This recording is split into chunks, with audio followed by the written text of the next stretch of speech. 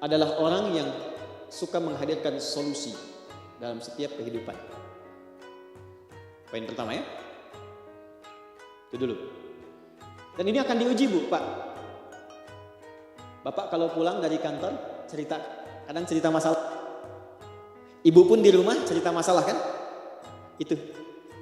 Masalah itu diciptakan bukan ingin membuat kita bermasalah, tapi untuk mematangkan karakter hidup kita menuju jalan-jalan kebaikan. Dan ini ketika disebutkan pasti pemicunya akan diciptakan. Supaya kita dapat merumuskan hal yang menjadi karakter kehidupan kita ini. Manusia solutif.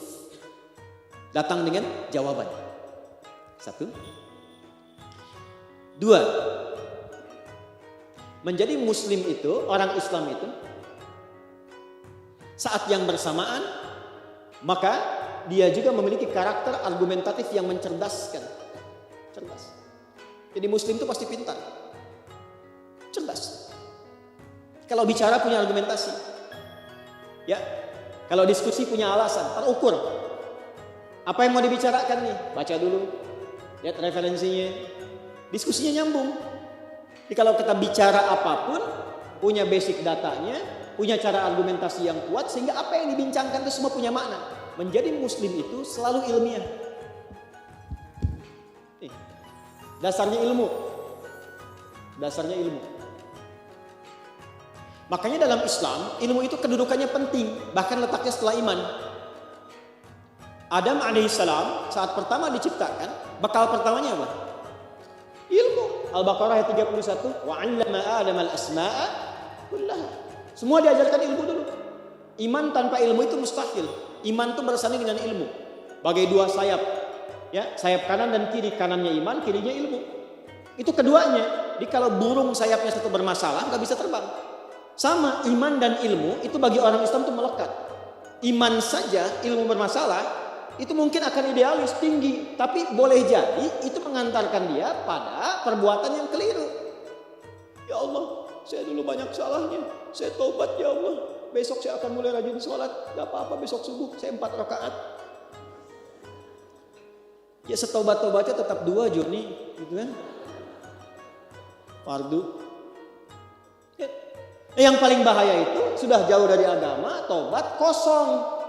Imannya dicas, bagus imannya dicas. Tapi ilmunya gak ada. Kamu harus bertobat. Tuh lihat tuh objek itu. Itu yang menyingkirkan Islam. Harus dibom itu. Hancurkan itu. Masuk jadi doktrin. Itu yang paling bahaya. Ilmu yang lemah mengantarkan seseorang bukan hanya pada perbuatan maksiat yang mencelakakan, tapi bisa menjerumuskan ke jahanam tanpa pernah bisa keluar darinya. Itu yang bahaya. Sama, ilmu tanpa iman jadi bahaya juga. Karena bisa merusak.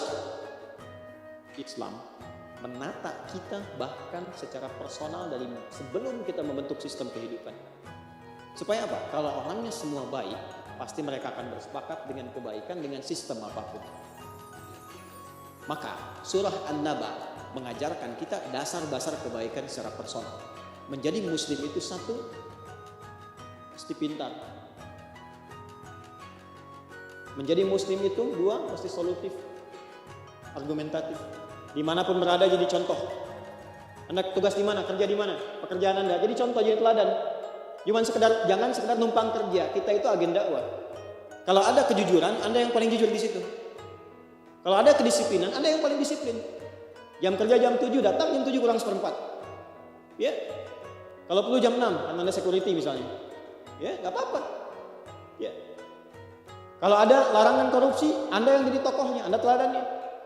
Di kampus, jadikan yang paling hebat, paling ilmiah, paling solutif, paling argumentatif, duduk paling depan, tanya yang gak paham, masuk dengan keluar mesti beda, IPK 4 keluar, moralnya bagus, ideal. Itulah muslim. Dan yang terakhir riset. Dan riset ini sangat luar biasa. Makanya ketika Quran mengingatkan kita dengan istilah-istilah, perhatikan diksinya. Wa anzalna minal mu'sirati ma'an thajjaja. Ya. Dan kami turunkan dari proses yang tercipta dari serapan yang muncul di awan, terpusat di awan. Mu'sirat itu dari kata asir. Asir itu jus yang diperas. Diambil, tarik, turun ke bawah lagi. Artinya apa? Quran meminta kita meriset gimana bisa terlahir hujan itu. Dari mana awan bisa mengumpulkan gumpalan asap itu? Naik dari mana? Riset. Maka muncul ilmu di situ. Kita dapatkan ilmunya. Oh, ternyata ini dari penguapan di bawah. Ya, kemudian dari penguapan jadi uap ke atas, jadi awan. Ukuran ketinggian menentukan, semakin tinggi ke atas, semakin temperaturnya semakin dingin. Jadi kalau jatuh dia butirannya agak besar, pecah kemudian ya ketika masuk ke dalam sistem bumi, semakin tinggi jatuh semakin kecil. Kenapa di sini hujan rintik-rintik? Ya, kenapa yang di sini salju? Kenapa yang di sini esnya berbentuk? Riset. Nanti apa yang bisa dimanfaatkan dari situ? Itu Islam. Anda jalan-jalan lihat hewan aja disuruh riset kok. Di mana kitab suci mengajak kita meriset sesuatu dari apa yang kita lihat. Jalan ke kebun binatang, ke taman safari, lihat unta. Jangan cuma dilihat. Kalau lihat foto itu masih biasa. Muslim itu afala yanzuruna ilal ibili kaifa. Riset dong kata Allah. Coba riset untuk menemukan kebesaran Allah. Riset. Nazara itu melihat dengan detail, menganalisis bagaimana unta diciptakan. Apa bedanya unta dengan hewan lain? Dilihat. Kakinya ada berapa? Bagaimana selaput di matanya? Kok bisa nyimpen air di bagian temboloknya sehingga dia bisa bertahan tidak minum selama sebulan? Apa manfaat dari unta? Keluarkan. Sampai ke biologinya, sampai ke gizinya, keluarkan. Nanti terapkan di hewan lain. Itu contoh di antara sekian banyak. Banyak ayatnya, inna fi khalqis samawati wal ardi wa ikhtilafil laili wan nahari la ayatin liulil. Itu siang malam itu kita diminta oleh Allah. Nah, hasil riset ini jadi knowledge, data dicerna jadi informasi nanti diterjemahkan jadi knowledge, pengetahuan. Ya. Ini yang dipelajari. Maka muncul fisika, muncul kimia. Dulu orang baca Quran melahirkan ilmu, ilmunya dipelajari sampai sekarang. Turunannya itu. Nah, ketika menemukan ilmu itu bukan memperkaya diri atau menikmati dunia. Untuk mengingat kebenaran semua apa yang Allah sampaikan sehingga menjadikan kita lebih dekat dengan Allah. Kan teori ini muncul dari fenomena kan? Ada fenomena diamati, jadi diamati ada data, ada informasi, dicerna jadi pengetahuan, muncullah teori. Nah, ilmu ini ketika sudah dapat teorinya harus menjadikan kita lebih dekat dengan Allah. Kenapa? Karena adanya ini pun untuk mendekatkan diri kepada Allah. Kan pertanyaan balik. Siapa yang mencipta langit nih? Siapa yang mencipta bumi? Siapa yang bikin matahari? Kita masih bertanya kan? Makanya untuk mempermudah pertanyaan itu ada ilmu. Ilmu ini ditemukan berdasarkan riset. Orang Islam itu mesti pandai riset. Riset, perbanyak riset. Nanti ilmu yang dihasilkan padukan dengan iman. Begitu iman ketemu dengan ilmu, tinggi derajat kita. Quran surah 58 ayat 11. Yarfa'illahu alladhina amanu minkum walladhina utul ilma daraja.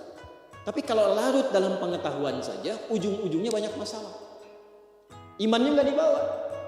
Ilmu aja, nih. Data aja, informasi aja. Ambil data, tengah-tengah informasi, kemudian ilmu. Informasinya publikasikan, ramaikan, semua diinfokan, semua diupdate. Sakit. Yang ada perdebatan. Ilmu dibanggakan, ada kemajuan. Sistem teknologi ini hebatnya, Amerika hebat. Sistemnya, teknologinya, militernya, macam-macamnya. Mohon maaf, mensejahterakan tidak? Membahagiakan tidak? Tidak ideal. Ya, jadi balikan ke diri kita. Jadi saya ingin katakan bahwa kadang-kadang apa yang dibanggakan oleh sementara orang hanya kebanggaan semu dalam konteks keduniaan. Sementara hatinya rapuh. Dan Islam menawarkan yang ideal. Hatinya kuat, perilakunya baik, ilmunya juga mantap, dan hasilkan maslahat dari itu semua untuk membangun bangsanya. Dan inspirasikan ke banyak orang. Itulah Muslim. Muslim yang benar itu pasti mencintai negaranya, bangsanya. Dari situ tularkan kebaikan kepada tempat lain. Membuka kebaikan sehingga bisa dinikmati oleh setiap kalangan disebut fatah namanya. Makanya kita kenal Fathu Makkah, Fathul Andalus. Gak pernah disebutkan ekspansi. Gak ada ekspansi di Islam. Selalu pembukaan, membuka negeri ini jadi baik. Islam masuk ke Spanyol, Iberia itu Spanyol dengan sebagian Portugal. Bukan malah hancur, jadi maju, jadi peradaban. Dibangun itu. Adil, merata, bangun, menginspirasi. Islam masuk ke Nusantara dinaikkan statusnya.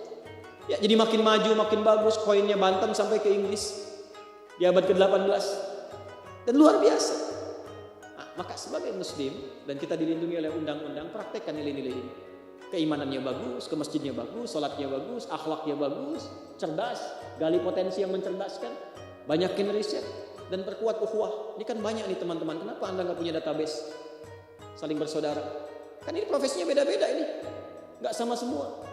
Coba berapa banyak yang pedagang di sini, pebisnis. Kenapa nggak saling berkenalan? Lalu bangun jaringan, kuatkan satu dengan yang lainnya, saling mengisi. Di situ Anda bisa bikin praktek zakat yang benar, infak yang benar. Dibangun sehingga makin kuat, makin sama-sama bareng-bareng. Kalau sendirian capek. Ya, tapi perbaiki diri. Datang cas iman lagi. Ini yang kuliah nih. Kan banyak nih adik-adik di mana kampusnya bisa beda-beda. Kenapa nggak saling kenalan, saling mengisi? Terus saling share, bikin buku sama-sama. Ya, punya harapan yang sama-sama, tuliskan dari sekarang capaiannya apa ke depan. Punya visi, itulah muslim. Itulah spirit An-Naba ayat 1 sampai dengan 16 itu. Bukan cuma kita bisa membacanya, tapi bisa membawa spirit itu dalam kehidupan kita. Setelah itu bangun bangsa sama-sama.